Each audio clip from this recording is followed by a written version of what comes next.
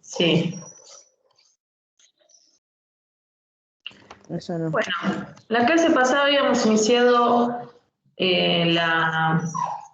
a este maestro norteamericano conocido como Frank Lloyd Wright. Lo más importante del mismo es que va a ser uno de los exponentes de lo que se conoce como la arquitectura orgánica. Para Wright, la arquitectura tiene que formar parte del entorno, parte del paisaje. Nombrábamos que uno de sus grandes formadores fue el arquitecto, uno de los más destacados de la Escuela de Chicago, ¿no? Louis Sullivan. Después enseguida Wright abre su propio camino, formando su propio estudio.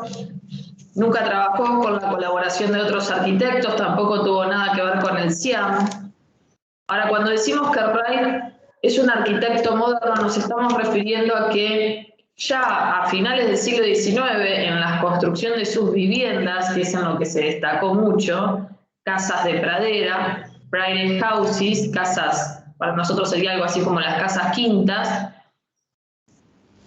implementaba materiales prefabricados, como el ladrillo de hormigón armado, las tecnologías de climatización también. Experimentó en realidad con todo tipo de materiales, tanto tradicionales como industrializados, y los adaptaba al lugar, sí, al proyecto. Por eso sus obras, como dice este cuadro, que compara la arquitectura orgánica y la racional, la arquitectura orgánica de Wright con los Estados Unidos es producto de lo intuitivo, es decir, el arquitecto tiene libertad para diseñar, no está regida su arquitectura por un Estado que busca economía en la construcción, en los materiales. Él trabaja con clientela privada, intuición. En cambio, la arquitectura racional en Europa, con los arquitectos modernos, que muchos van a trabajar para el Estado, ¿sí?, en su rol de arquitectos municipales. La arquitectura es producto del pensamiento, es decir, esta idea mecánica o maquinista que, como comentábamos recién, va a buscar la economía. La arquitectura orgánica en los Estados Unidos con Wright habla de lo particular. En cambio, la arquitectura racional europea, búsqueda de lo universal. Lo particular, todas las obras son diferentes.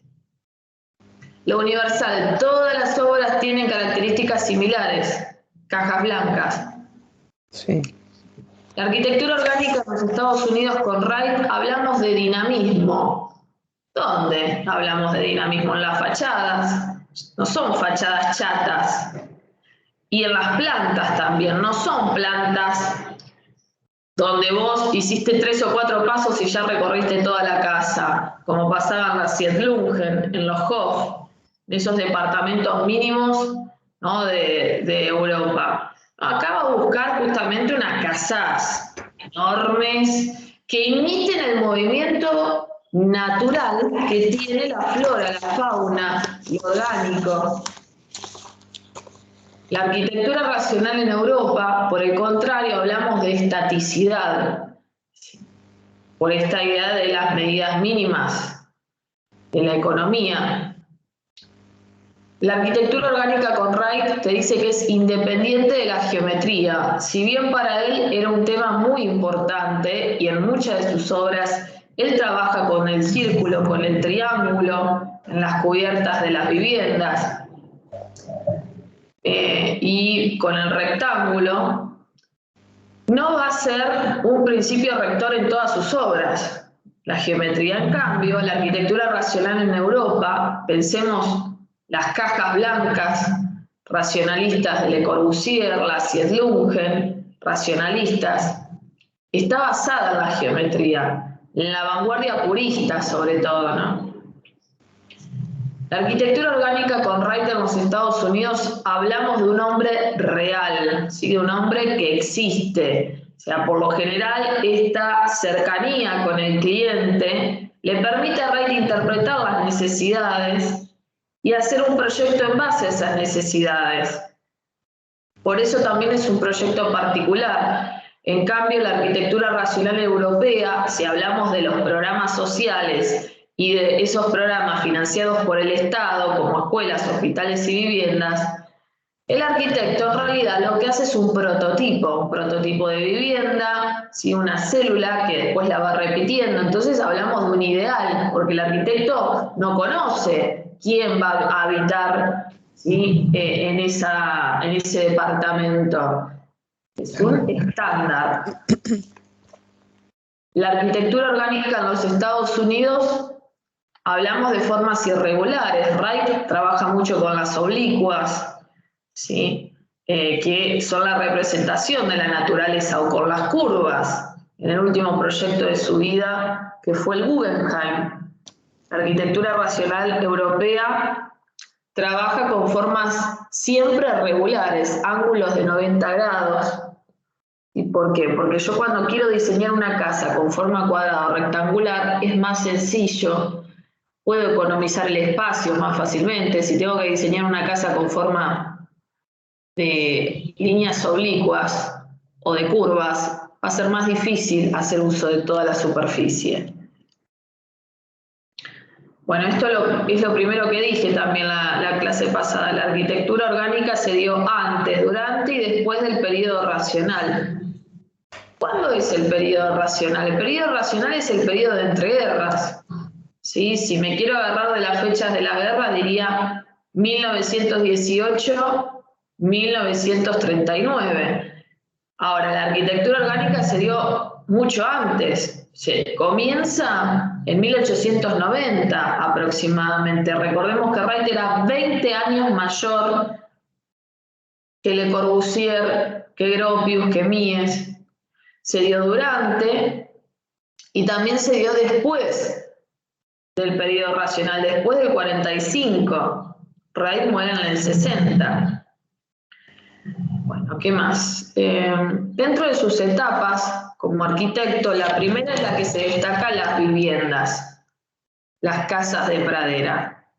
Ese diseño de casas de pradera tomaba mucha influencia de la casa japonesa, las cubiertas con pendiente, el uso de la madera, el ladrillo, ¿sí? Los módulos, tanto en planta como en vista, el módulo Ken, los colores cálidos. De esa primera etapa, no recuerdo si vimos la casa Robbie. Sí. ¿Esta la vimos? Sí, eso lo vimos por último. Es una de sus obras más destacadas. Después de la segunda etapa, entre 1910 y 1940, en ese periodo, en el medio tenemos en Estados Unidos la crisis económica o la caída de la bolsa de Wall Street en 1929. Y este acontecimiento, en el cual las clases altas que tenían acciones en la bolsa pierden sus fortunas, y eso las obliga a cerrar sus fábricas, a despedir gente, a vender lotes, y también provoca una oleada de suicidios, porque muchos no ven el camino, no ven la luz, no ven cómo recuperarse. En ese momento eso tiene un impacto en la arquitectura y en la carrera de los profesionales norteamericanos, y es que, en realidad de todo el mundo, ¿sí? Porque es un fenómeno que tuvo un impacto mundial, como actualmente el COVID, es que los arquitectos no tienen trabajo. Entonces, en ese momento, Wright hace un proyecto utópico, urbano, es decir, que no se materializa, no se concreta, conocido como Broaker City. ¿Sí? Y para ese proyecto él diseña lo que llama casas usonias, ¿sí? Casas pensadas para la clase media, no para la clase alta, como las casas de pradera. Las casas usonias son una versión sintetizada de las casas de pradera, como por ejemplo esta que vemos acá, la casa Jacobs. Son viviendas de una sola planta. Esta, por ejemplo, tiene planta en forma de L. Wright, para economizar, empieza a sintetizar el estar comedor en un mismo espacio. Esta sería el ala pública de la vivienda y esta sería el ala privada con 3 dormitorios. Y en la articulación propone lo que sería la cocina y los baños.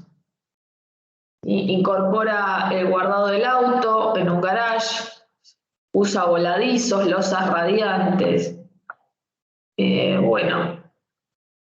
Un proyecto, ¿no?, que tiene que ver con el contexto, con la búsqueda de economía. Vamos a hablar del proyecto urbano de Broaker, página 69, 1932. Bueno, este proyecto, como es del 30, arriba de la obra podemos poner movimiento moderno. Y no sé qué estábamos poniendo, Wright o arquitectura orgánica, algo de eso. Acá, por ejemplo, posmodernismo, dice este. No, pero este es de cosa. Movimiento moderno, Mies, por ejemplo, movimiento estilo internacional, perdón. Tengo desfasadas las hojas. En la 68 que pusiste, premodernismo, Wright. Ahí estoy buscando porque... premodernismo, sí, Wright, antes de la Primera Guerra Mundial. Perfecto, entonces acá sería movimiento moderno, Wright. Así nomás. Sí. Sí, porque es del 30. Right. Sí. ¿Y qué más? Movimiento moderno. Abajo de Broker City puedes poner proyecto o utópico, que no se materializa. Sí. No se concreta. El único que me viene gustando ahora es el que era el futurista. Este tiene mucho de futurismo. Sí, pero el que flasheaba que iba a tener luz de noche y Sí, no tenía ni el sistema. Sí, vos decís el de Antonio Santaella, futurismo italiano. Sí, eso me encantó. Bueno, Me encantó, o sea, la forma de pensar él. El futuro. Claro, en un proyecto que tenía no sé, mucho potencial, pero bueno, no lo podía concretar.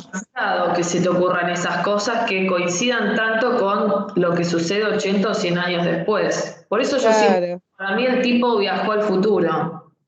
Sí, tal cual. O soñó, no sé, pero algo pasó ahí, o sea, no le puede pegar tanto. Un desfase de tiempo. Sí. Bueno, en este proyecto que tiene algunos esquemas, podemos ver la idea central de Wright, que es que para él se vive mejor en el campo. Broaker quiere decir 1 hectárea por persona. Sí, acá lo dice. 1 hectárea por persona. Pensemos en la realidad, si las ciudades fueran de este tipo, ya el concepto de ciudad quedaría mal ubicado. Lo correcto es decir aldea, comarca, pueblo. Muy poca densidad y mucho espacio verde. Recordemos que Wright nace y crece en Wisconsin, ¿no?, en una zona bastante rural. ¿Qué más podemos ver en este proyecto? Por un lado, como Le Corbusier propone la movilidad del auto o a través del automóvil, ya que vemos 6 carreteras, 1, 2, 3, 4, 5 y 6, ¿sí?, que recorren esta ciudad, e inclusive en esta intersección, en este cruce de autopistas, trabaja con bajos niveles o pasos bajos niveles. Ves que esta, por ejemplo, va por abajo, esta va por arriba, y coloca estaciones de servicio para la carga de combustible. tiene lógica, ¿no? Justo en ese lugar estratégico. Después también nos llama la atención la cantidad de zona bien natural, que está pensado también como quintas, ¿no? Yo veo estos cuadrados con líneas y me imagino territorios son zonas de cultivo. No se niega al uso del rascacielos, más allá de que él, en general, no le gustan las ciudades verticales como Nueva York y como Chicago. Pero esto yo no puedo decir que es una postal que me recuerda a Nueva York. ¿Por qué? Porque si él coloca rascacielos, fíjate cada cuánto los va colocando. Están recontra separados y quienes viven en esas torres tienen mucha libertad para moverse porque hay mucho espacio libre. Entonces, en esta imagen vemos cascadas, ¿sí? Lagunas, montañas, árboles, espacios naturales, un ambiente orgánico. Esto que estoy sectorizando sería la azotea de un rascacielos. Vemos personas que están mirando hacia abajo. Y esto sí es un elemento bastante futurista, que serían elementos voladores, ¿sí? Ahí se ven de fondo, en una escala menor, que servían para trasladar a las personas. De hecho, si yo le hago un zoom, se ve una persona adentro. Él decía que Un platillo volador, pero real. tiene toda la estética de un ovni. Él decía que estos elementos lo que hacían también era captar información. A ver, dame un segundito, que no sé si hay alguien parado en la puerta. Bueno.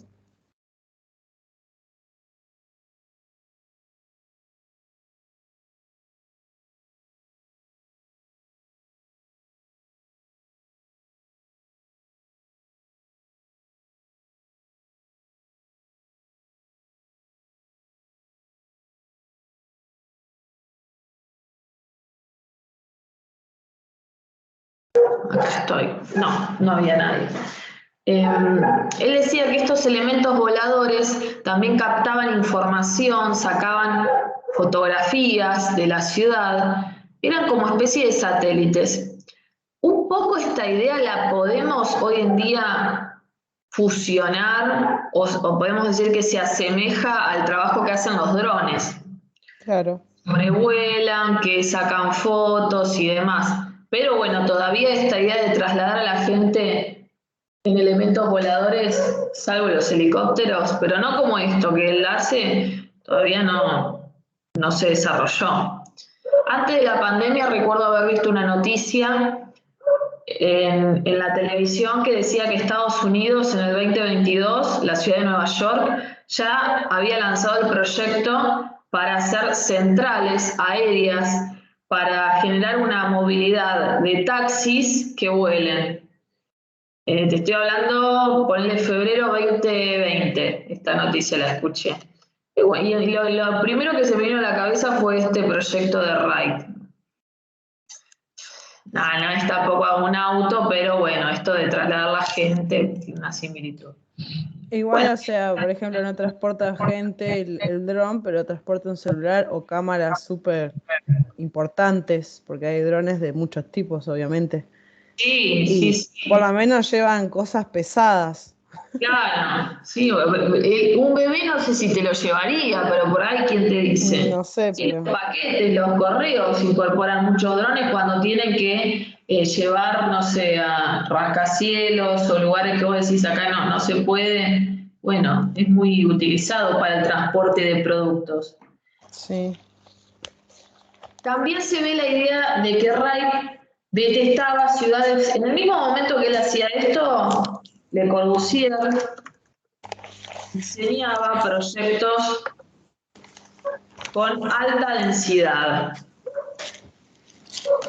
con muchos rascacielos como esta, que es Villa Contemporánea, con la gente viviendo en monobloc, o sea, y con un montón de avenidas, calles interurbanas, o sea, claramente esto es una ciudad pensada para, o que surge de la era de la máquina, con el hormigón, el acero, el cristal, con un reticulado, ¿sí?, muy marcado, y es muy opositora a esto, muy opositora. Son dos contrastes, dos puntos completamente distintos de lo que es para ellos el concepto de ciudad.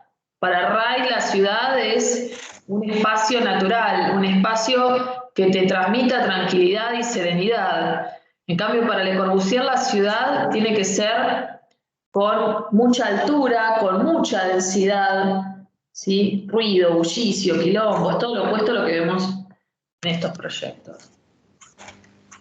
Bueno, década del 30.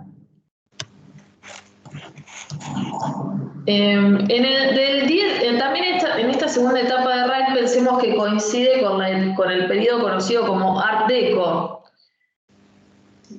Entonces él va a diseñar muchos proyectos que tengan formas triangulares o escalinatas, formas que te recuerden a los Ziggurat o que hagan una referencia a la arquitectura precolombina. ¿Sí? Es que dice hacer arquitectura utópica y arcaica. Hace proyectos con influencias, ahí hay que escribir la palabra precolombina o precolombinas. ¿En qué página es? Se me mezcla la hoja. Acá está. 66. Sí. Hace proyectos con influencias precolombinas. Bueno. Ya está. Yo he tomado fotos a casas y trato de identificarlas a veces por el tema del escalonamiento y eso, Sí. y es del Art Deco, ¿no? Sí, si ves una forma así escalonada y... Con las rejas así como los rayos del sol. Claro, viste que es como un prototipo, como que siempre se ve lo mismo. Y hay muchas casas o sea, un poco más modernas, pero tienen en las rejas ese tipo de detalles.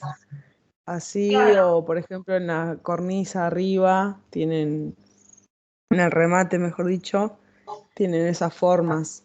Esas formas así como piramidales. Sí. Claro.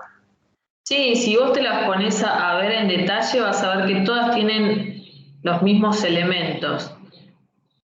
Bueno, fíjate que yo puse Art Deco y enseguida que me aparece es el Guggenheim. Estos son, por ejemplo, detalles de cristalerías de las casas de Ray, donde vemos los rombos, las formas triangulares. Ahí ya lo que sería el detalle estoy mostrando, pero el Guggenheim es como el más representativo. ¿Por qué? Vamos a poner Paint. Él lo que hace es la pirámide, que es el elemento tradicional, ¿no?, de lo precolombino, de los templos precolombinos, lo da vuelta. Al dar la vuelta te va a quedar la base cuadrada y ahí un triangulito. Después lo que hace es eliminarle la base, la puntita. Entonces te queda una cosa así, como si fuese un cono Claro, de base. en Y algún lado se tiene que sostener. y después lo que hace es redondearlo a esto. Es decir, le quita los vértices y bueno, si lo redondeamos todo, esta forma que estoy marcando es la que él le da al Museo Guggenheim. El Museo Guggenheim tiene una lógica, tienes el hall en la planta baja y la idea es que de forma helicoidal las personas vayan subiendo y recorriendo el edificio hasta el último piso, con esa rampa. Y en el último piso se tomen el ascensor y bajen al hall. Esa es la idea lógica y convencional. Perdón, lo dije al revés. La forma convencional es entrar al hall Dejó el Claro. subir por el ascensor al último piso y bajar la rampa, simplemente porque es más fácil bajar que subir una rampa. Aunque el 99% de la gente lo hace al revés, sube por la rampa y muchos bajan por la rampa, muy pocos usan el ascensor. La mayoría de los museos tenían separado lo que eran las galerías de los pasillos, ¿sí? Por un lado tenías el pasillo corredor para la circulación y por el otro lado tenías lo que era la galería. La galería que por ahí uno puede separar las salas de acuerdo a fechas, de acuerdo al tipo de arte que se exhiba o lo que fuese. Pero esto estaba bien separado. Esto sería como una planta genérica, ¿no?, de los museos tradicionales. Lo que hace Wright es romper esta idea de separar la circulación de la galería y en una planta circular, este sería nuestro hall a cielo abierto, o a cielo abierto no, perdón, un hall, un claustro. En este mismo lugar blanco que yo hice es donde él proyecta la galería y al mismo tiempo el pasillo. O sea que vos vas recorriendo y a medida que vas recorriendo vas viendo obras. Hay una tendencia a que él ponga lo que se exhiba en este lado, ¿no? Apoyándose un poco en el muro perimetral, ¿sí? Como para liberar esta circulación, pero en el medio también aparecen algunos que otros objetos.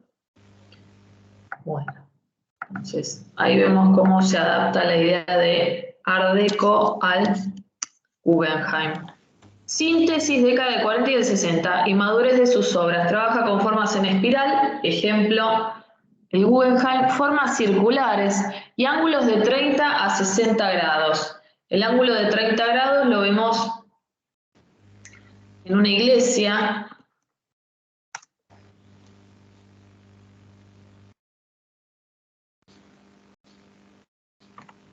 Ah, no es esta iglesia la que yo digo, no es esta. Esta es una que tiene también forma de Art Deco, de triángulo.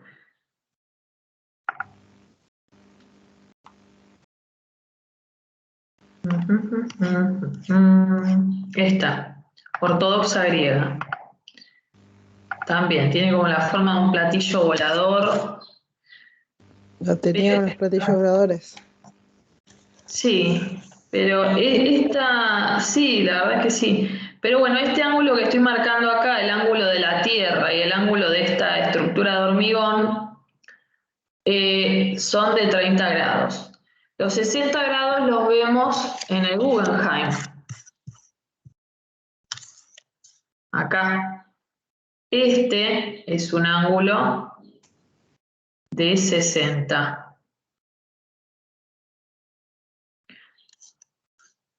Bueno, vamos a buscar el Guggenheim, página 69.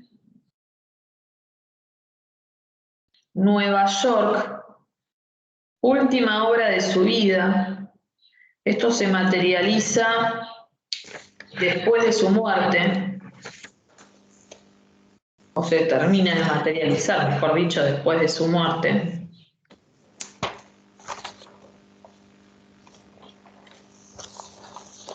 Empieza en el 43 y se termina en el 60. Por ese motivo yo diría que entronca más con una arquitectura o un proyecto postmodernista.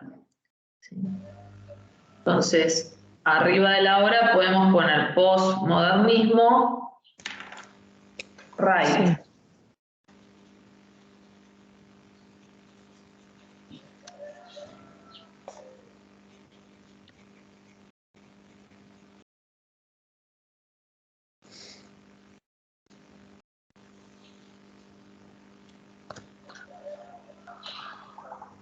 ¿Solomon tiene algo que ver con alguien? O...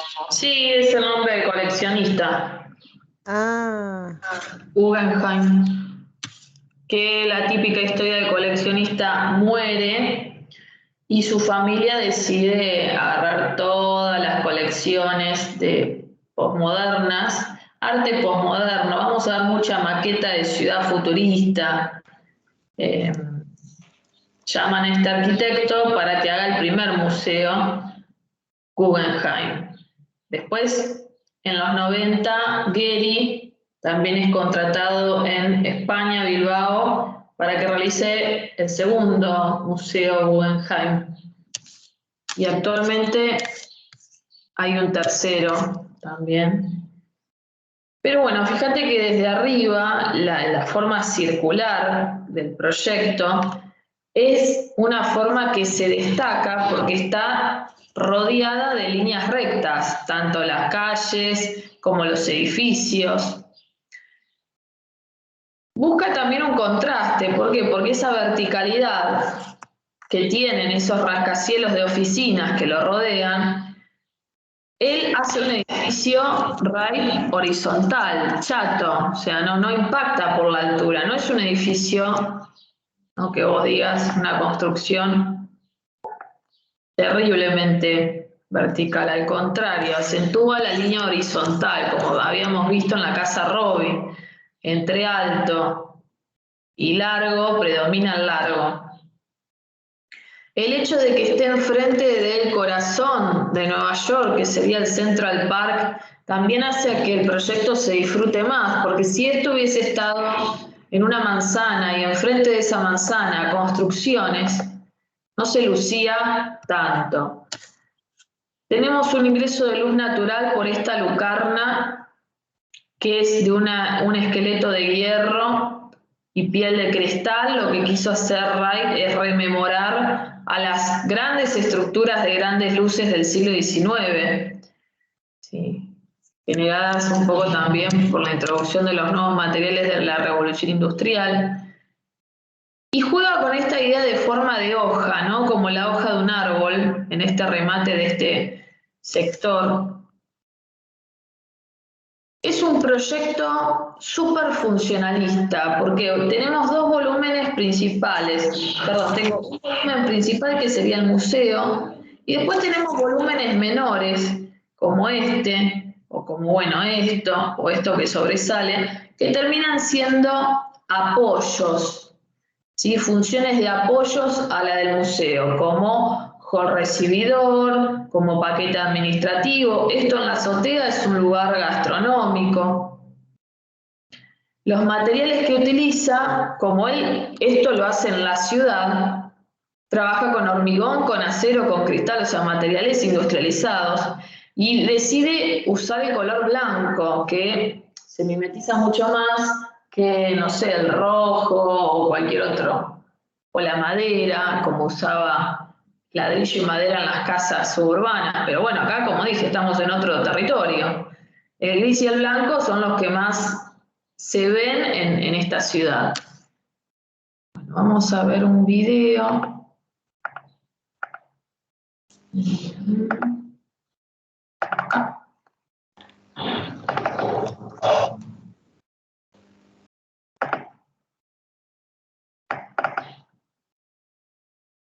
Guggenheim.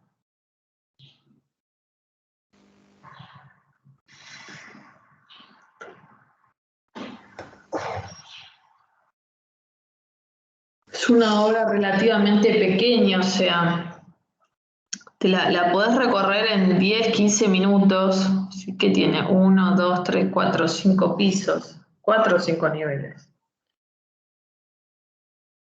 Pensemos que es un hito urbano, todos los turistas que están en Nueva York tienen la obligación, ¿no?, de visitarla, así que siempre va a estar llena de gente.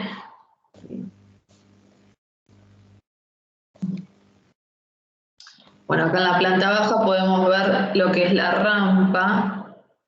Ahí se ve la rampa, esta. Esa contracurva que aparece en algún momento es esta, justamente es la ubicación del ascensor y de la escalera. Esa idea de iluminar todo el museo con esa lucarna es una idea bastante sustentable también, porque el museo se usa mucho durante el día. Acá estamos viendo el ingreso, el ingreso se dice el inicio de la rampa, y este espejo de agua también con forma de hoja. No llama la atención los colores que utiliza, ¿no? Al contrario, él prácticamente que se ve un edificio todo homogéneo, blanco, porque lo que quiere resaltar Wright es lo que se exhibe, son las obras.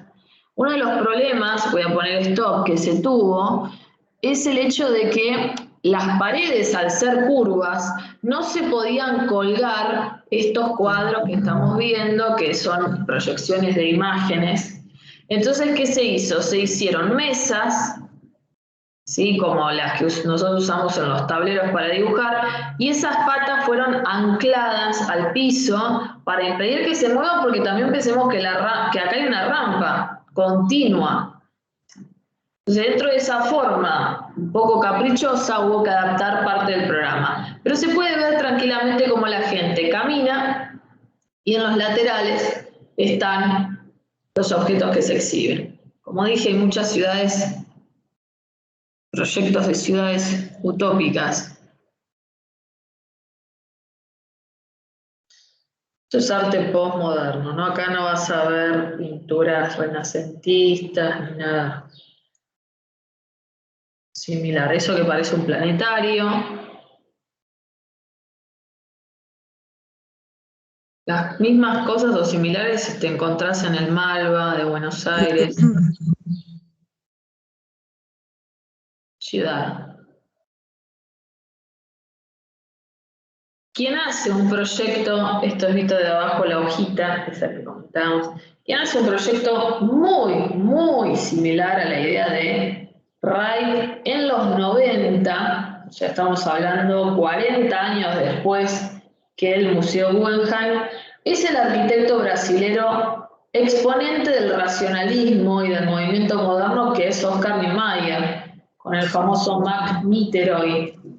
Vamos a ver algunas pequeñas diferencias que tiene o que incorporó con respecto al Guggenheim, pero sin dudas Niemeyer miró con mucho cariño el proyecto de Wright para hacer algo extremadamente parecido. Bueno, vamos a salir. Le dicen satélite. Satélite. Sí, parece un platillo volador también. Al de Niemeyer. Sí. Todos los que van a Brasil, a Río de Janeiro, y más los arquitectos, todos se sacan fotos con este edificio. Bueno, primer coincidencia, la forma. Trabaja con un ángulo también. Ahora, si vamos a la planta, pasa de que, bueno, el chamullo, ¿no?, que tiene Niemeyer es que él, primero que estas curvas representan las curvas de los cerros brasileros.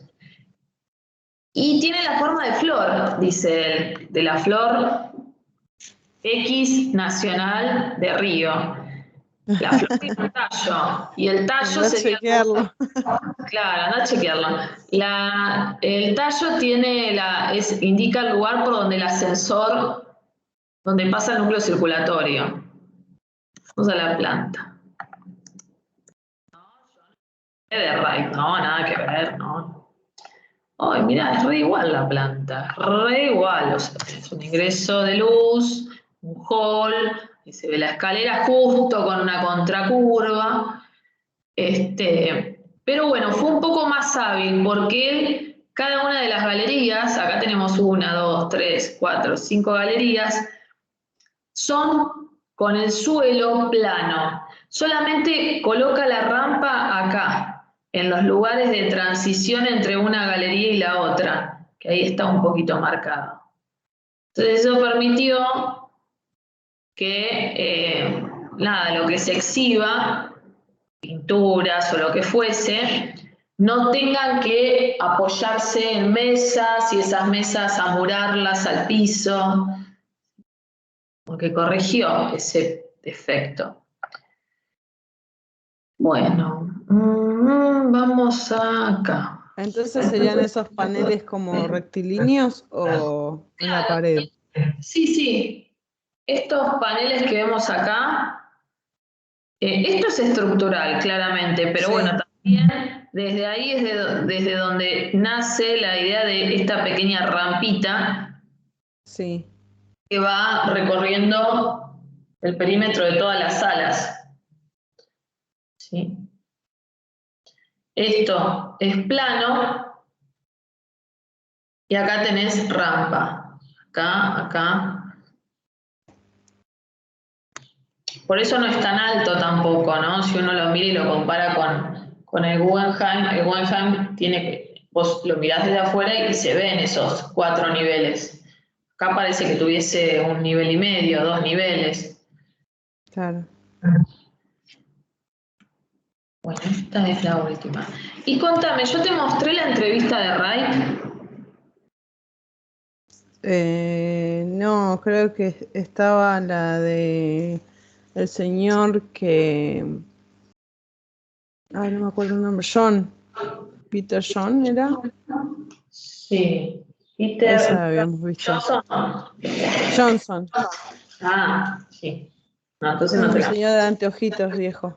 Sí, muy parecida Sí, me parecía la Corbu. Vamos entonces a ver. La tengo. Creo que acá.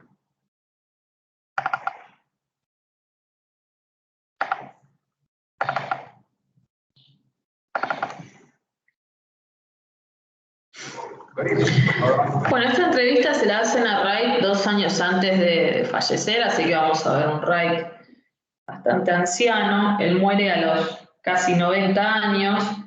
No, Es está una bien. entrevista del 47 más o menos.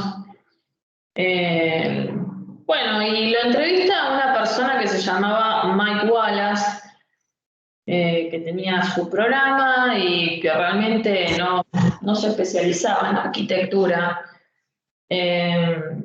Por ende, en muchos momentos en esta entrevista se ve lo idiota que es el periodista. O sea, hoy en día, no sé, Jorge Rial Sí, entrevistara a Mario Roberto Álvarez o a Clorindo sí, Testa sí. si viera o a César Pelli, no sé. O sea, se desluciría mucho el tipo de preguntas con el arquitecto en este caso, y es lo que sucede. Wright hasta por momentos como que se enoja, ¿no? Porque esta persona no lo entiende lo que quiere expresarse. Y hay un momento del segundo bloque, porque se ve que esto se hizo así, se hizo una primera parte del programa una semana y una segunda parte del programa la semana siguiente. En esa segunda parte es donde al comienzo de la entrevista, Wallace le pregunta qué es la arquitectura orgánica, le pregunta, usted, señor Wright, hace 15 años dijo en una revista que si le darían la oportunidad reconstruiría todo el país entero, refiriéndose a Estados Unidos. ¿Qué quiere decir con esto? Bueno, yo voy a poner esa parte donde se ve desde las propias palabras de Wright la definición de lo que es una arquitectura orgánica y el por qué no le gustan las ciudades como Nueva York. A ver. Todo el tiempo el personaje, acá ves que dice segunda parte de la entrevista. Wallace está fumando en cámara porque era una moda y porque además tenía que hacer la publicidad de Philip Morris, que lo hace todo el tiempo. Yo estoy fumando Philip Morris y quiere un cigarrillo, señor Wright. Wright hacía unos meses, no sé, un poco tiempo, había dejado de fumar. De hecho, se lo escucha toser todo el tiempo y dice, no, Oh, gracias. Dice, buenas tardes. Yo voy a decir lo más importante, ¿no? Porque habla como muy rápido. La semana pasada tuvimos a Wright, mi nombre es Mike Wallace, este cigarrillo es Philip Morris. Apertura. Entrevista de Mike Wallace. o sea, que quede claro que es de Philip Morris. Hoy vamos a conocer la historia de un hombre americano que es uno de los más grandes de nuestros tiempos. Frank Lloyd Wright. Primero le tira flores y después lo critica. Ha sido juzgado, nació en 1869 y hoy probablemente es el arquitecto del siglo XX. Hablamos de política, de religión, de moralidad. Y ahí dice, las críticas hacia la cultura americana. Bueno, las opiniones del señor Wright no son necesariamente las mías.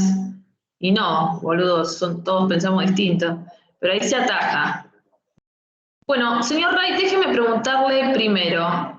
Usted una vez dijo, hace 15 años, que si le darían la oportunidad reconstruiría el país entero y cambiaría la nación. Ahora dígame cómo usted, un hombre, puede cambiar la forma de vida de 170 millones de personas.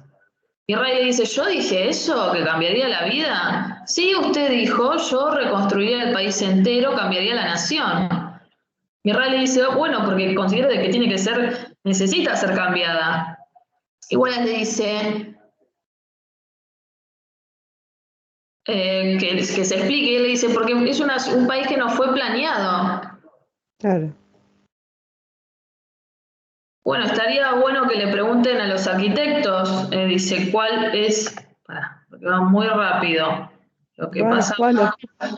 Sí. Que miren a sus arquitectos. Pero ¿cómo un arquitecto, le sigue preguntando, puede cambiar la forma de vida? Dice, a mí me gustaría cambiar la forma en la que viven y cómo viven, le dice Wright. Igual le dice, bueno, pero vos no podés diferenciar la forma en la que viven de cómo viven. Porque somos lo que vivimos. ¿Ves que le dice idioteces? Lo que pasa es que no es un periodista, arquitecto o ingeniero o algo del ámbito que sepa aplicar preguntas que son del tema, obviamente. Claro. Como un periodista más de televisión, chimentos, lo que sea, no sé de qué.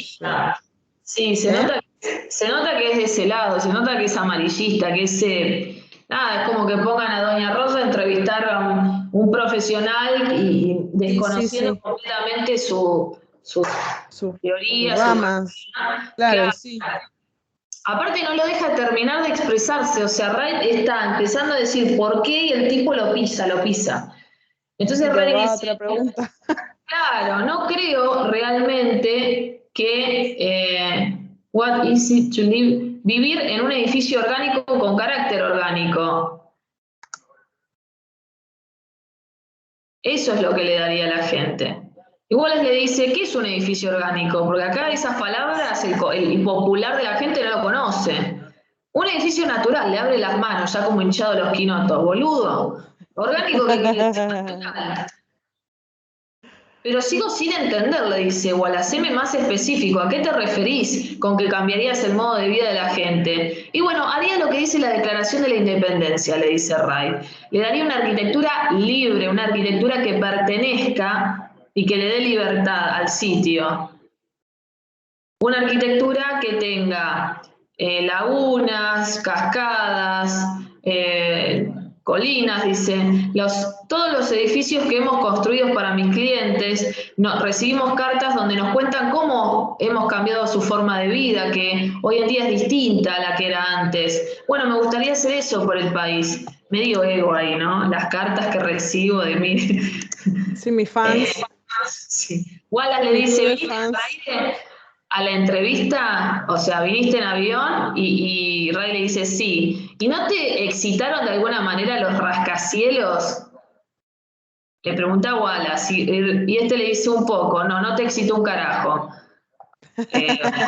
Viste, cuando vos decís, ¿te gustó el regalo? Sí, es como que lo decís por obligación. Bueno, fue la misma respuesta que dio Wright, sí. Entonces dice, Wallace le dice, no te gustó. Y Wright dice, no, porque nunca fue planeada, fue creada para el alquiler, para la renta. La ciudad de Nueva York, la ciudad de Chicago, son ciudades corporativas, ciudades empresariales, manejadas por privados. Pero lo que pasa es que tenía un concepto totalmente distinto, más particular, más asociado a los gustos de la persona, su cliente. Sí, y dice, es un gran monumento, hablando de Nueva York, ¿no? Creo yo, dice Wright, de cómo el poder del dinero puede reemplazar puede sustituir las grandes ideas. Yo no veo la idea. A ver, decime, ¿cuál es la idea? ¿Cuál es la idea? Tanto que la aplaudís a Nueva York. Ay, la idea es obvia. Mucha gente vive en estar, bueno, no sé, le responde cualquier cosa. A lo que voy es que él entiende que las necesidades, la interpretación de las necesidades humanas se vive mejor cuando uno está en un ambiente natural. O sea, de alguna manera Nueva York, con el ruido, el bullicio, viviendo uno encima del otro, no te genera esa libertad que sí la veíamos en Broker City.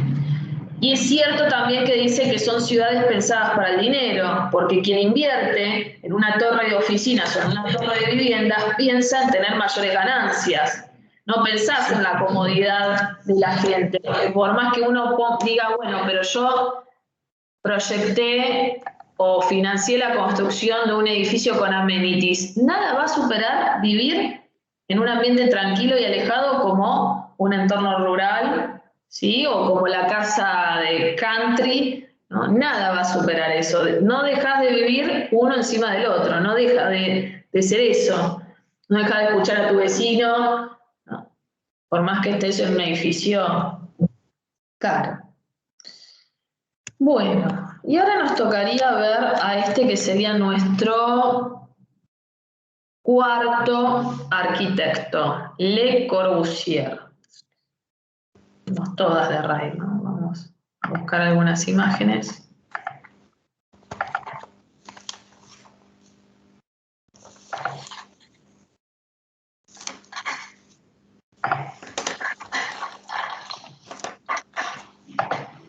Soprano con su villa contemporánea. Ahí. Ahí está. Y vamos a buscar el Google Maps hacia Chaux de Fonds.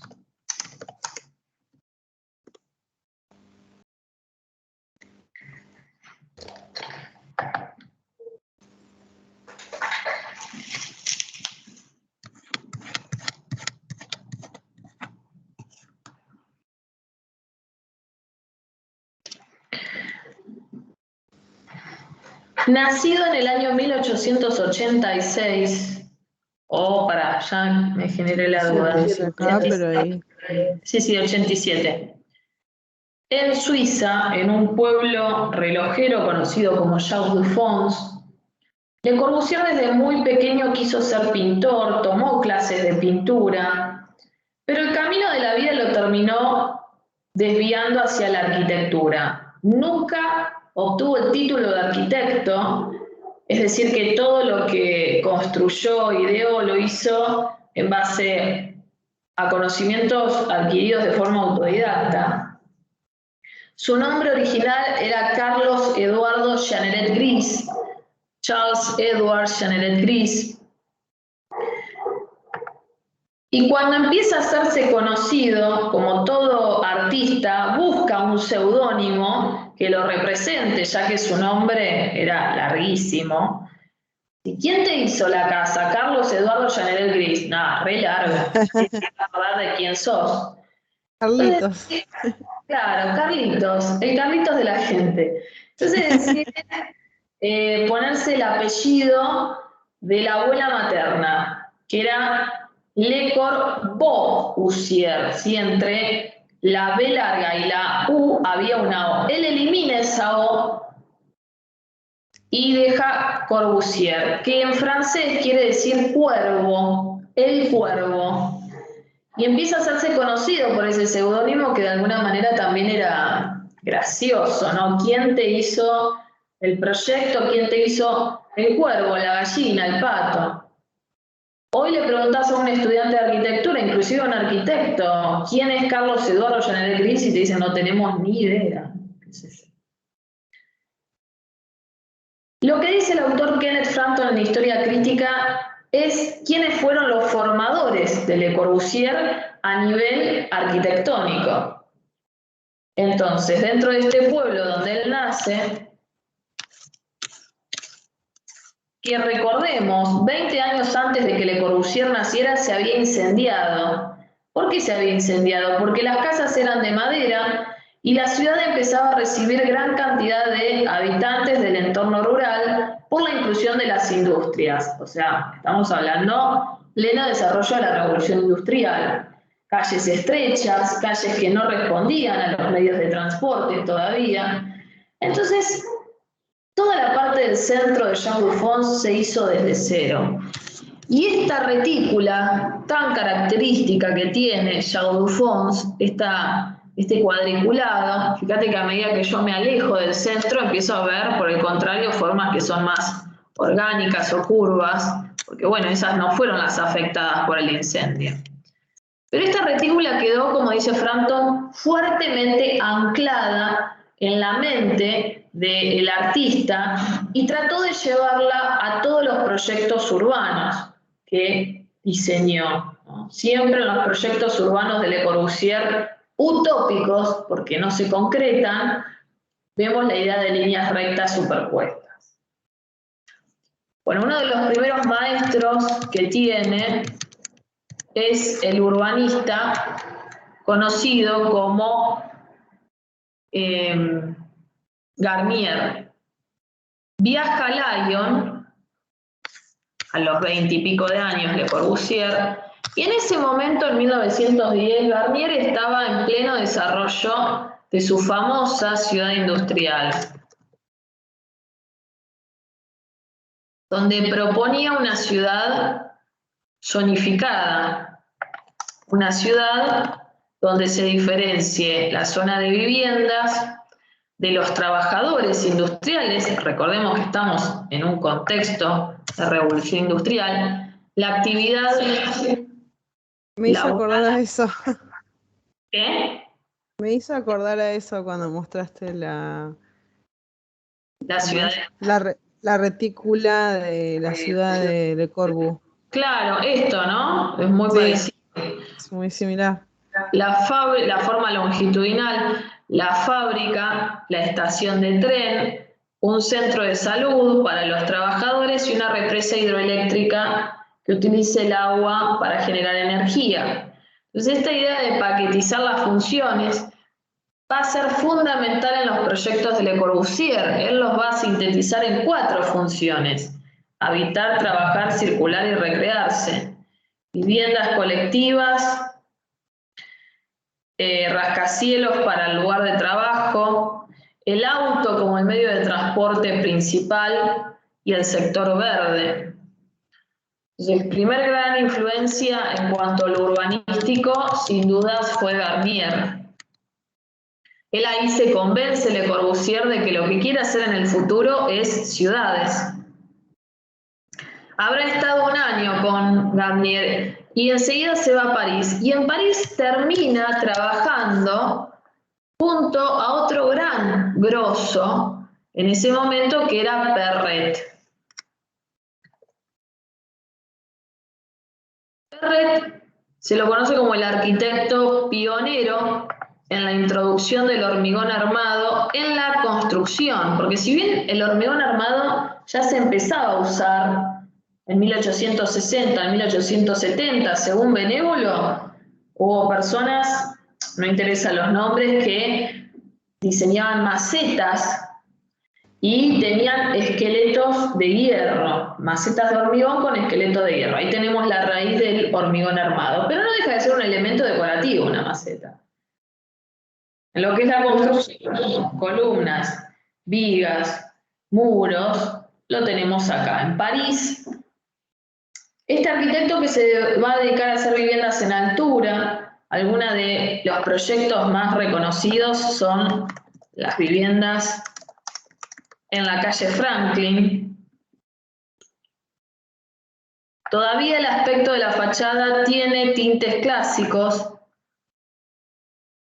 pero ya en lo que es la planta empezamos a ver esa flexibilidad de los espacios domésticos generado por la diferencia entre lo que es la estructura, las columnas, y lo que es el cerramiento, las pieles más delgadas y los espacios, como se pueden ver, más flexibles.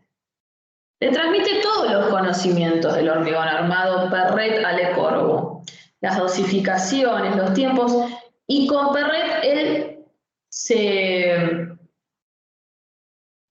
¿cómo se dice? Se da cuenta de que este es el material del futuro. Pensemos también que todos estos maestros de Le Corbusier cronológicamente eran más grandes que él, tenían alrededor de 40 años, Le Corbusier tenía 20 y monedas. Se estaba formando, como decíamos.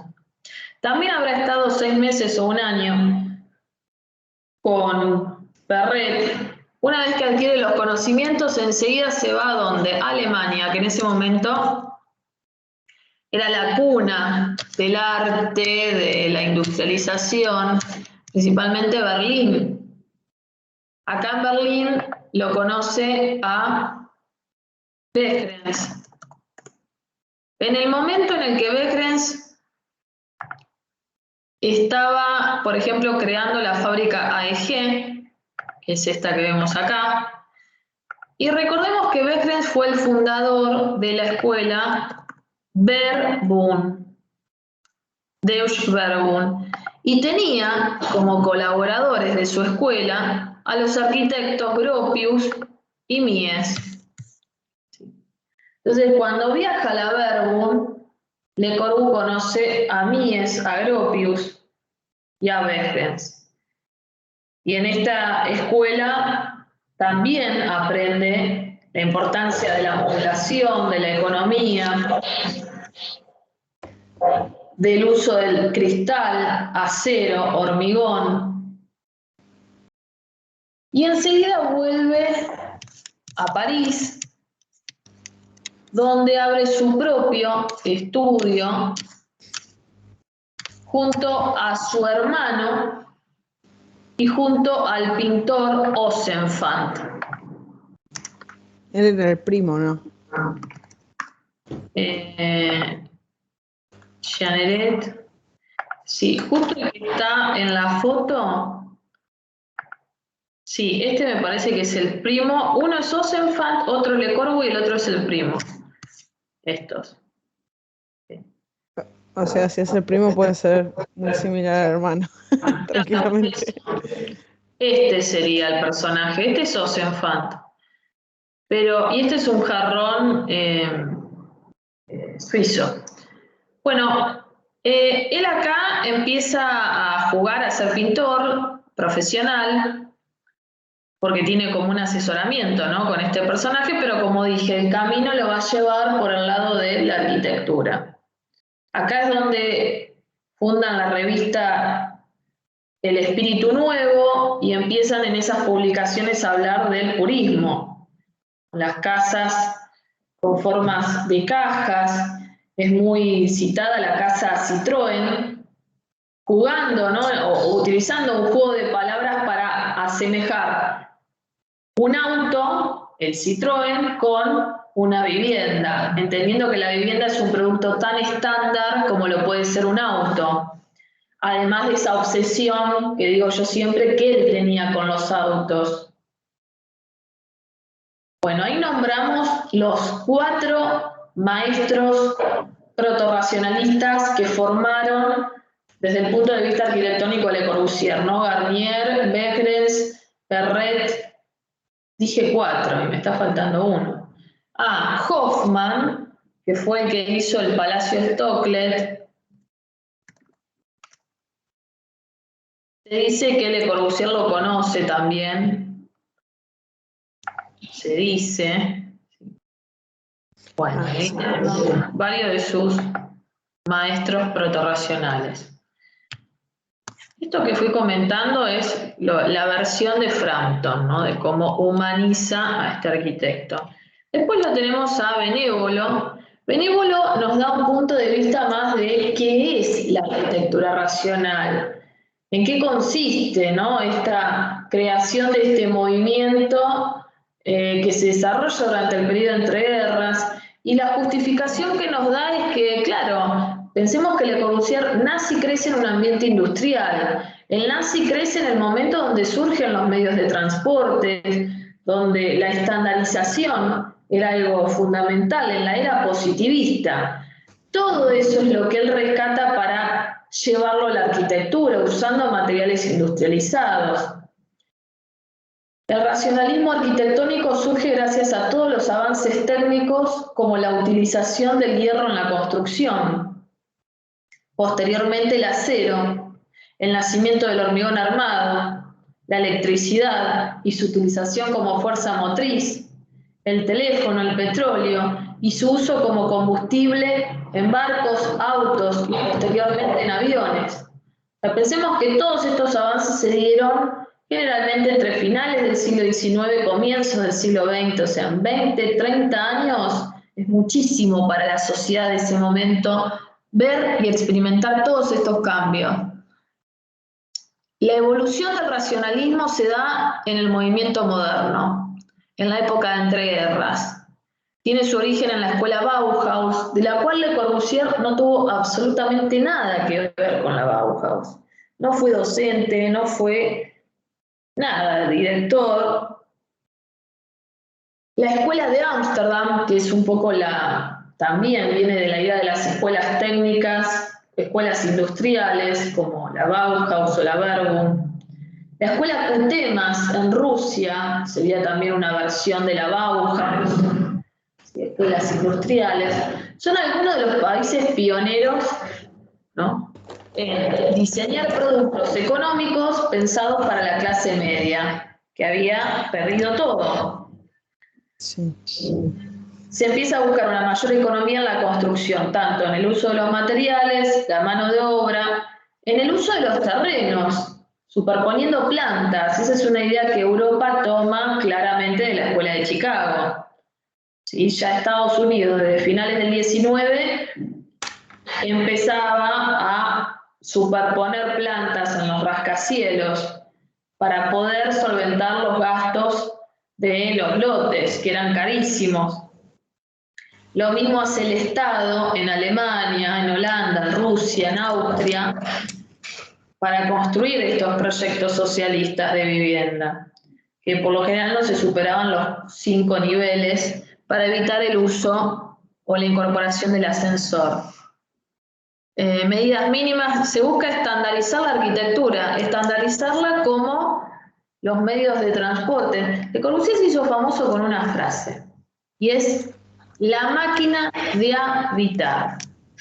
Sí. Cuando él dice la máquina de habitar, se está refiriendo a la casa. Claro. Al utilizar el término máquina, está comparando a una vivienda con un auto, que es una máquina para trasladarse de forma terrestre. Está comparando a la casa con una máquina para volar, como los aviones, y un elemento para trasladarse de forma aérea. Está comparando a la casa con la máquina de los barcos, ¿sí?, para trasladarse de forma marítima. Entonces, hay que construir las ciudades devastadas por la guerra, y muchas veces era el Estado quien tenía que dar respuesta a esta solución, el cual venía de crisis sociales, políticas y económicas. Le Corbusier, Gropius, Mies, Peter Oud son algunos de los representantes del movimiento moderno. ¿Por qué decimos algunos? Porque había cientos en todas partes del mundo, ¿sí?, en Europa, en América. Muchos de ellos se formaron con los primeros racionalistas. Muchos, ¿a quién se refiere? A Le Corbusier, Gropius, Mies. Se formaron con Behrens, se formaron con Perret, en el caso de Le Corbusier, con Garnier. Mencionados anteriormente, de quienes aprendieron las técnicas, aprendieron a usar los materiales industrializados, aprendieron a economizar en los diseños. Y lo que hicieron fue mejorar esas ideas. El mayor exponente del racionalismo arquitectónico es Le Corbusier, que buscaba que sus obras sean, además de útiles o funcionales, aplicables universalmente. Bueno, ya ahí está hablando de la importancia de que se pueda copiar ese proyecto, porque cuando hablamos de una universalidad es este prototipo de vivienda, esta célula llevar al copy-paste, que se puede hacer en Alemania, en Holanda, en Estados Unidos. En 1929, acá ya se ve la diferencia clara con Wright. Van por dos caminos completamente distintos. Uno, tratar de hacer un proyecto que se copie en todos lados, y el otro, hacer proyectos distintos, de acuerdo a las necesidades y al entorno del lugar. En 1929, junto con el pintor Ozenfant, funda el movimiento purista y dirige la revista El Espíritu Nuevo. El purismo y el neoplasticismo establecen algunas reglas formales. Utilizar formas simples, puras, como cubos, prismas y ángulos ortogonales, que se apliquen a la arquitectura, a la escultura y arquitectura, a la pintura, escultura y arquitectura. Esto me resulta interesante también. Benévolo nos dice cuáles son las características de la arquitectura racional, que siempre generan dudas, ¿no? ¿Cómo reconocer si una obra es racionalista o no? Yo siempre digo que hay dos características fundamentales para determinar que una obra sea racionalista. Primero, la forma de caja. La forma purista. La vanguardia purista tiene que estar presente. Ya sea un paralelepípedo. ¿Dónde está el paint? Acá. Un cubo, o sea, un prisma rectangular. ¿Sí? Paralelepípedo era el rascacielos este. Pero bueno, no deja de ser una forma de caja. Primera característica. Segunda característica, cubierta, bueno, obviamente cubierta plana, caja blanca, hormigón, acero y cristal. Ya los materiales industrializados tiene que tener. Eso es fundamental. Materiales industrializados. Fíjate que Benévolo dice, volúmenes simples, superficies definidas mediante líneas directrices de los volúmenes, la planta como principio generador, la planta que empieza a tener una diferencia entre lo que es la estructura, las columnas, las vigas y lo que es el cerramiento. Los elementos de la nueva arquitectura, ¿sí? Los elementos del racionalismo pueden reconocerse también en los productos industriales, principalmente en los medios de transporte. Casualmente los barcos, los aviones, los autos, los subtes, los tranvías, estaban hechos de acero y de cristal. Ahora, el material que se incorpora en la construcción es el hormigón armado. Hormigón, acero y cristal. Entender a los proyectos arquitectónicos como los proyectos industriales o los proyectos de los medios de transporte. Y una obra racionalista también tiene que tener los 5 puntos de Le Corbusier, los 5 puntos, o en su defecto, algo de los 5 puntos. Pueden ser 2, pueden ser 3, pueden ser 4. Recordemos que en el año 1926 Le Corbusier escribe los 5 puntos de una nueva arquitectura y los desarrolla. Tiene muchísimos textos de su autoría. La planta sobre pilotes, la terraza jardín, la planta libre, la ventana horizontal y la fachada sin ornamentos. Son muchos de los principios que tomó Philip Johnson para en 1932 realizar la exposición en el MoMA llamada Estilo Internacional. Muchos de esos principios. Y después Benévolo nos dice de que para que una obra sea racionalista también tiene que tener influencias de vanguardias. Yo destacaría el purismo y el expresionismo. El futurismo, yo siempre digo, toda la arquitectura moderna es futurista. Son viviendas que si las ves hoy siguen siendo modernas. El mejor ejemplo es la Curuchet. ¿No? Tiene ya 4, 5, 6, 7, 80 años prácticamente. Y sigue siendo moderna. Y el neoplasticismo, por ahí en el uso de los colores, o alguna referencia a las pinturas de Mondrian.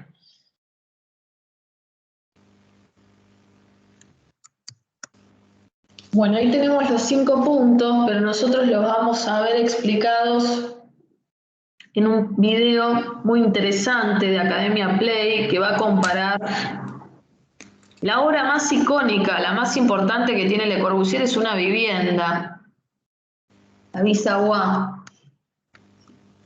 Bueno, dice, una de sus principales aportaciones es el entendimiento de la casa como una máquina. O sea, también entendamos de que él, al proponer que la casa sea una máquina y que se pueda copiar y pegar, está entendiendo que quienes viven en la casa son máquinas, son robots. ¿Sí? Y ahí está el error, en entender que todas las personas tienen las mismas necesidades. Esto se va a criticar mucho en la década del 60, del 70, en lo que se conoce como la fase crisis, o la etapa crítica al movimiento moderno. En consonancia con los avances industriales que incorporaban los autos, aviones. Bueno, una de sus preocupaciones fue la necesidad de una nueva planificación urbana. Esto es súper destacado. ¿Qué quiere decir? La obsesión con hacer ciudades que tenía. Y para proponer esas ciudades, decía que había que demoler ciudades enteras. Había que tirar abajo todo.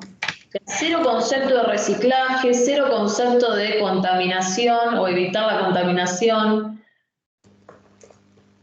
Adecuada a las necesidades de la vida moderna. Quizás también por los clientes o las personas que le encargaban esos proyectos que podrían ser adinerados.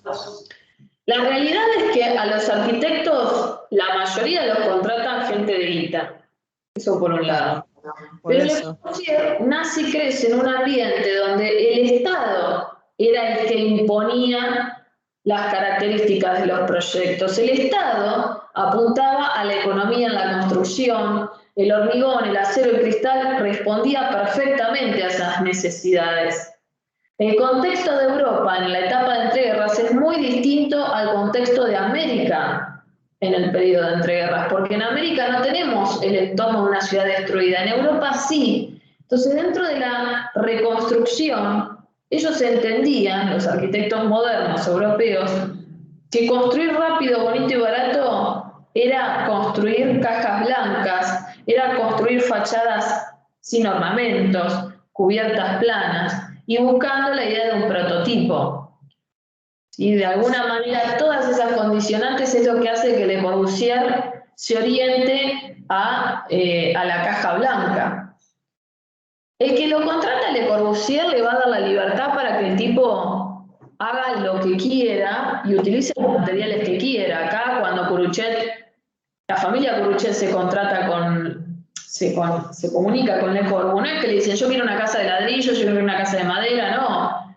Es libertad absoluta y fíjate que hizo una casa de hormigón en La Plata, que no tiene un carajo que ver con la ciudad de La Plata, el hormigón en una vivienda. Terminó siendo carísima, terminó siendo cara. Ahora, si vos vas a hacer 500 departamentos con hormigón armado, sí te conviene económicamente, sí, pero no, y además se va a construir más rápido, vas a abaratar la mano de obra, a diferencia de la construcción tradicional o ladrillo. Pero bueno, ahí se ve nuevamente clara esta idea de universalizar. La vivienda tenía que ser tan estándar como un juego de dominó. El concepto de casa dominó, que lo diseña en 1913, es esto que estamos viendo acá.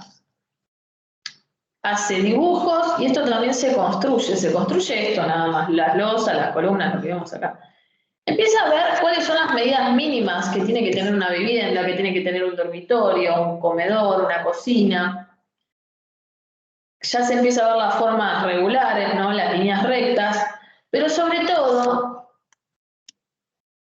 que la estructura de la vivienda, en este caso las losas, vigas, columnas, son el esqueleto del edificio y que después uno puede generar una piel, un cerramiento distinto, separado de esa estructura, para poder implementar las ventanas horizontales. Bueno, concepto de vivienda mínima, y a partir del 20 hasta el 65, que es cuando muere, además de hacer proyectos variados, es donde más se enfoca en las propuestas urbanísticas y propuso numerosos proyectos urbanísticos y residenciales. Bueno, y acá llegamos, Pisagua. Esto queda en una localidad que queda a las afueras de París, conocida como Poissy.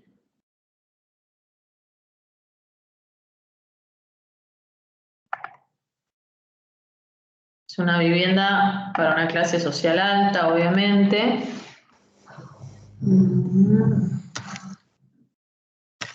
No, me la marcó muy mal. Muy mal. Ah, acá está. Bueno, el terreno es todo esto de la casa. Pensemos que los terrenos son como 4 terrenos nuestros. Y eso le da la libertad al arquitecto para, en general, colocar el proyecto en el medio del lote y liberar las 4 caras. Nosotros acá estamos acostumbrados a construir entre medianeras, y ya tenemos la reducción de, o el punto negativo de tener solamente 2 caras que ventilen. Fue un gran desafío para Le Corbusier hacer el proyecto de la Curuchet en el 40, justamente por este motivo. Nunca había diseñado un proyecto con entre medianeras. Bueno, si vamos a la planta, tiene 3 plantas. Esta sería la planta baja, donde se ve la diferencia entre la estructura, ¿no? Y el cerramiento, que trabaja con un muro curvo. Hace un garage para estacionar 3 coches, o una cochera para 3 autos, que en ese momento, primero que la familia que habitaba no tenía 3 coches, y segundo que no era común. Creo que fue una de las primeras casas en tener 3 cocheras. Pero volvemos a lo mismo, esa obsesión que él tenía con que este era el medio de transporte del futuro. No había conocimientos todavía de la contaminación, del dióxido de carbono, ¿no?, que emanaban los autos. Y es una planta bastante de servicio, pensada para el personal doméstico, ¿sí? Lavanderías, depósito de alimentos. El francés diseña las viviendas de una forma muy conservadora. Cuando ingresan a las visitas, las ingresan a este hall, ¿sí? Y si hay confianza con esa persona, recién ahí la hacen subir la escalera o la rampa, en el caso de la Pisagua, y la llevan a lo que es el estar de la casa. Nosotros al revés, nosotros generalmente diseñamos las viviendas con el ingreso al estar. O sea, escupimos a la gente adentro de la casa, ya sos nuestro, ¿no? Ellos no, ellos son muy conservadores y se ve siempre en las viviendas que tienen por lo menos 2 plantas. Una del hall, recibidor, y la otra el programa de la vivienda. Bueno, ni bien vos ingresás, tenés por un lado la escalera o la rampa. La rampa, Le Corbusier la entiende como el recorrido arquitectónico, porque vos, a medida que vas subiendo una rampa, vas viendo imágenes distintas de, en este caso, la vivienda, ¿sí? Distintas peatonales, sobre todo cuando, fíjate que acá pega la vuelta la rampa. Bueno, acá cambia la visual con respecto a lo que vos ves cuando caminás para allá. Y esta sería la planta del primer piso. Es la planta de dormitorios y la planta del sector público. Esto sería el estar comedor, esto sería la cocina, este es el patio de la cocina, y después tenés 4 dormitorios. Acá hay uno para uno de los hijos, acá hay otro, Este es el principal porque tiene un baño en suite, es el que vemos acá, tiene un vestidor, tiene una ducha, ahí conectada con el dormitorio, y este es otro dormitorio de otro de los hijos. Todo esto es patio, y esta rampa te lleva al último piso, que sería el segundo piso, que es la vista de la terraza, donde él pone función de verde, y uno también se puede sentar en una reposera a tomar sol. Envuelve siempre Le Corbusier con formas curvas los remates, los núcleos circulatorios, en este caso de la vivienda. Esta cuestión escultórica también yo la vinculo mucho con Gaudí. Gaudí siempre buscaba función en la terraza, juegos de niños, remates escultóricos, como Le Corbusier. Bueno, vamos a ver el primer video es el de arte e historia. Dijimos que nos va a explicar los 5 puntos. Lo que me interesa de este video es la comparación que hace con cómo eran las viviendas tradicionales o cómo eran las viviendas antes de que Le Corbusier proponga los 5 puntos. Que los 5 puntos los conocemos desde el día 1 de nuestra facultad. Sí. Cuando nos llevan a la Curuchet. Estos dibujos, ¿ves? La nueva arquitectura, toda esta fila serían los 5 puntos y la bisagua como referente. Y esto serían las construcciones tradicionales. El muro y el cerramiento estaban contenidos en el mismo plano, entonces la casa tradicional era poco flexible, los ambientes estaban muy divididos, había poco ingreso de luz, muros gruesos. Las cubiertas... ¿Cómo? Que era así como estructuralmente todo pesado, digamos. Todo No pesado, tenía. claro. Sí, 40 centímetros de espesor, a sí, veces sí. más. La cubierta era una cubierta empinada, tradicional, ¿sí? Los muros eran portantes, las ventanas eran individuales y no existe el concepto de ventana corrida, claramente. Vamos a salir de acá. Cancelar, ahí.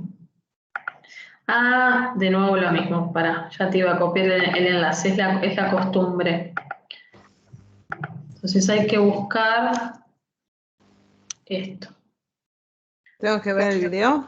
Sí, 5 puntos para una nueva arquitectura, Academia Play. Bueno, es de cero. Sí. Bueno.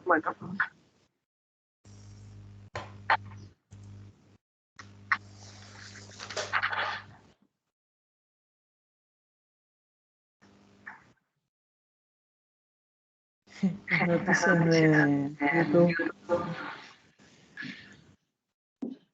¿A dónde te salen? 5 puntos hacia. Para una nueva arquitectura, Le Corbusier.